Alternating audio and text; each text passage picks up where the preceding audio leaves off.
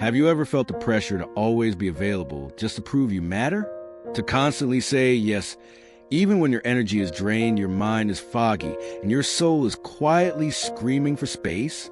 In our hyperconnected world, there's a strange paradox. The more reachable you are, the more people seem to respect you. But deep down, you know the truth. Being available to everyone all the time doesn't make you more valuable. It makes you invisible to yourself. We rarely question it. We take pride in answering quickly, showing up constantly, staying online just in case someone needs us. But let me ask you this. What happens when the person who needs you the most is you? Carl Jung once said, "The privilege of a lifetime is to become who you truly are." But how can you become who you are if you never make space to hear your own voice? There's a deeper psychological tension hiding here. Why do we feel guilty for not responding right away? Why do we fear being perceived as distant or selfish when all we truly want is peace? In today's video, we'll dive into the insights of Carl Jung and the timeless wisdom of Stoicism to explore one powerful truth. Sometimes the most courageous thing you can do is become less available. We'll uncover why setting boundaries is a rejection. It's a form of self-respect. You'll see how pulling back doesn't make you cold, it makes you clear. And by the end of this video, you'll understand why true connection starts only after you reconnect with yourself. If you've ever felt emotionally stretched thin, if you've ever wondered why people take you for granted despite your kindness, this video is for you. So stay with me, tap the subscribe button, leave a comment below. Let me know how availability has shaped your life. And let's walk together toward a life of deeper presence, not for everyone else, but first for you. Number 1, the illusion of constant availability. In today's world, being constantly available is often praised as a mark of reliability. We answer texts in seconds. We show up even when we're exhausted. We wear our busyness like a badge of honor. But beneath the surface, this relentless availability often masks a deeper issue, a fear of being forgotten, unloved, or irrelevant. Carl Jung warned that the journey of individuation, becoming a whole, authentic self, requires solitude and self-reflection. Yet how can we reflect when we're interrupted by every notification? Jung believed that when we sacrifice our inner life for external demands, we fragment ourselves. The more we say yes to others, the more we risk saying no to our own soul. From a Stoic perspective, Epictetus reminds us, freedom is the only worthy goal in life. It is won by disregarding things that lie beyond our control. And what lies beyond our control more than other people's expectations? When we make ourselves available at all times, we surrender our freedom to the demands of others. Think of it like this. Your time is a currency. If you spend it on everything and everyone, what's left to invest in your own growth? Picture a man who always says yes to every request, every favor, every message. He may seem generous, but he's quietly burning out. His passions fade. His energy drains. His boundaries vanish. He's no longer living. He's just reacting. Now compare him to the man who knows when to be unavailable. He's not rude. He's rooted. He respects his time. He responds when aligned, not when demanded. That's not selfishness. That's self-respect. So here's your reflection. Where in your life are you saying yes out of fear instead of choice? Starting today, give yourself permission to pause, to be slow in answering, to not be reachable sometimes, because your peace matters. If this message speaks to you, let us know. Type 1 in the comments if you're ready to reclaim your time, or 2 if you feel this still needs to go deeper. Let's grow together with presence, not pressure. Number 2, the power of boundaries. Setting boundaries isn't about pushing people away. It's about defining where you end and they begin. It's a powerful act of self-respect, and it forms the bedrock of all healthy relationships. Carl Jung believed that true growth requires us to confront our shadow, the hidden, often uncomfortable parts of our personality we try to ignore. One of the deepest shadows we carry is the fear of disapproval. We say yes to things we resent, just to avoid rejection. But here's the truth. Every time you betray your own limits to please others, your shadow grows stronger and your sense of self weaker. By setting boundaries, we bring that fear into the light. We stop pretending and start choosing. We stop pleasing and start being. Stoic philosopher Marcus Aurelius once said, "You have power over your mind, not outside events." Realize this, and you'll find strength. Boundaries are the physical expression of that inner strength. They're how we tell the world, I know my limits, and I honor them. Imagine this. You have a friend who only contacts you when they want something. No check-ins. No real care, just need. It's easy to stay silent, to keep giving. But over time, resentment brews. You feel drained, disrespected.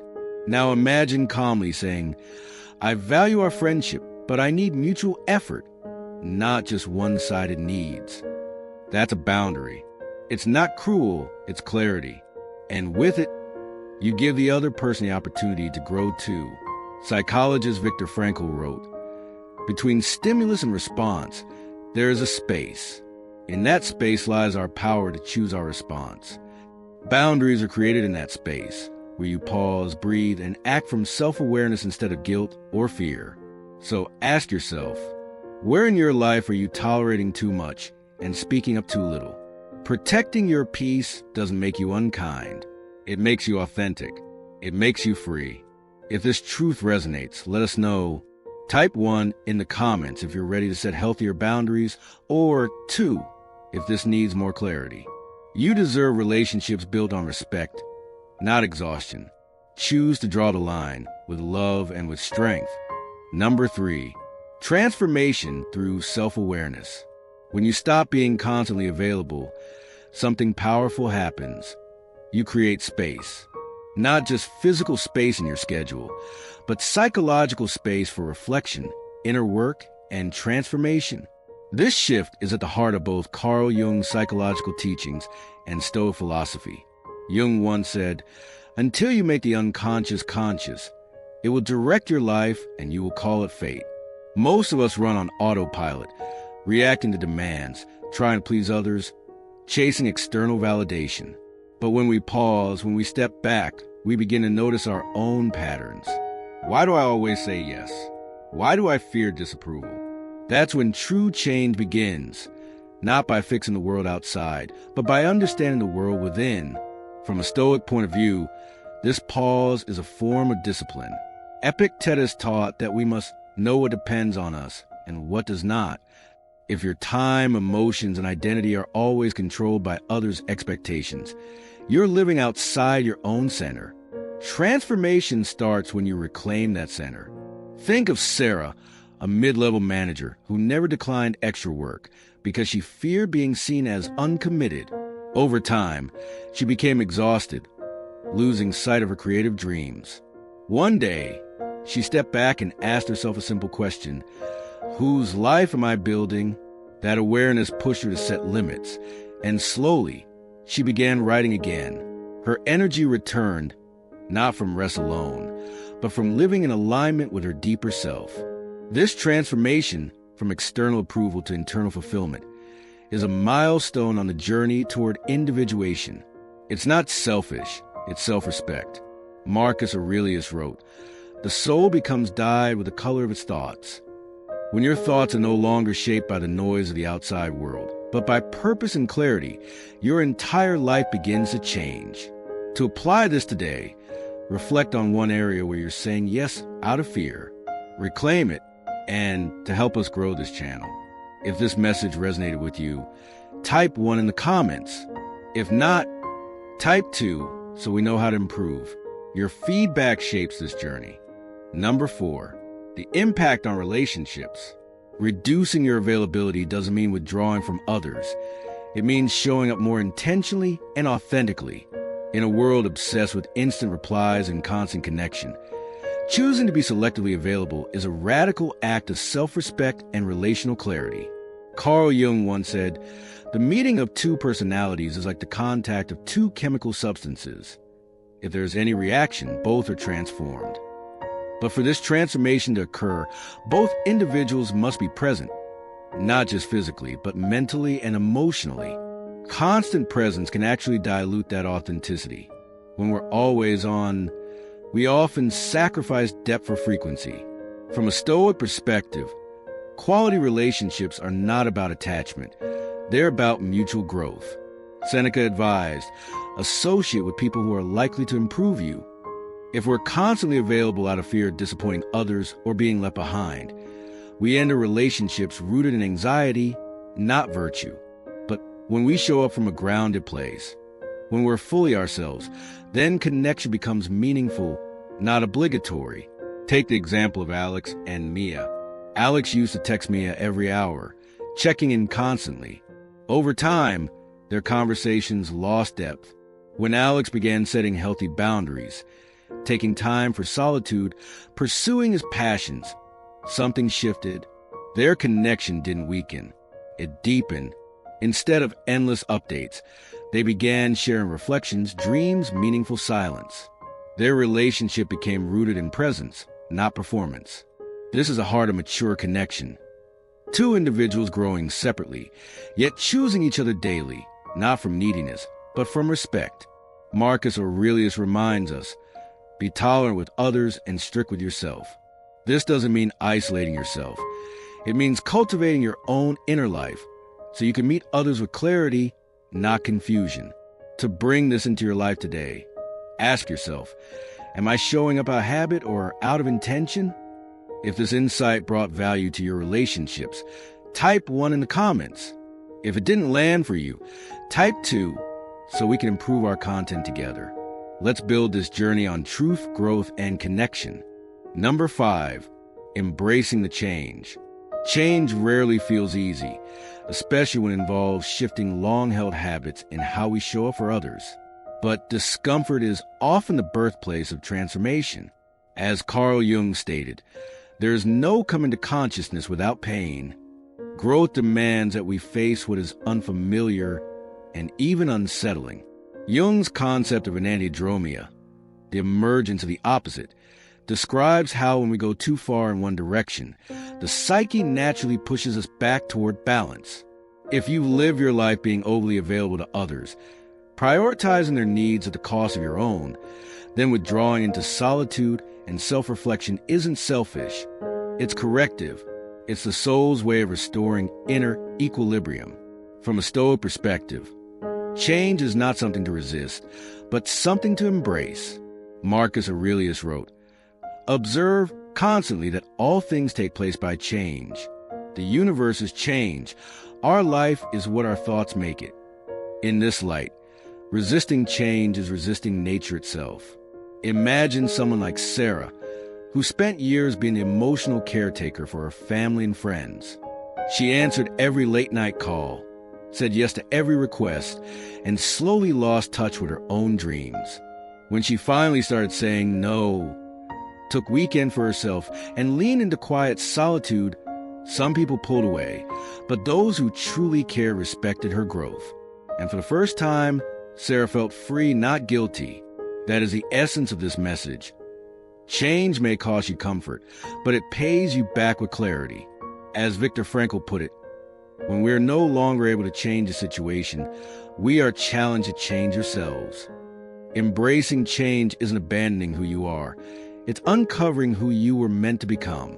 So today, reflect on this. What change are you resisting that your soul is quietly craving? If this message resonates with you, type 1 in the comments. If it missed a mark, type 2. Your feedback helps us evolve, just like change itself. When you stop being constantly available, everything changes. You reclaim your time, your energy, and most importantly, your sense of self. This simple shift is a foundation for building deeper, more authentic relationships and embarking on a path of true self-development. It's about choosing where and how you invest yourself, rather than feeling obligated to always say yes. The wisdom of Carl Jung reminds us that much of our suffering comes from unconscious patterns, being available out of habit, fear, or the need for approval. Stoicism echoes this by teaching that our power lies in what we control. our own choices and responses. Together, these philosophies guide us to understand that availability should be a conscious choice, a gift to others, not a drain on our own well-being. Now, take a moment and reflect. Are you often available to others at the expense of your own needs? What boundaries could you set to restore balance and honor your inner values? Small changes, saying no without guilt, carving out time for yourself, or simply pausing before committing can have profound effect on your life. We encourage you to try applying these insights in your daily routine this week. Notice how it feels to choose your availability rather than default to it. Share your experiences and thoughts in the comments below. Your story can inspire others on their journey. If this video resonated with you, please like and subscribe for more content focused on authentic living and self-discovery. Share this video with friends or family who might benefit.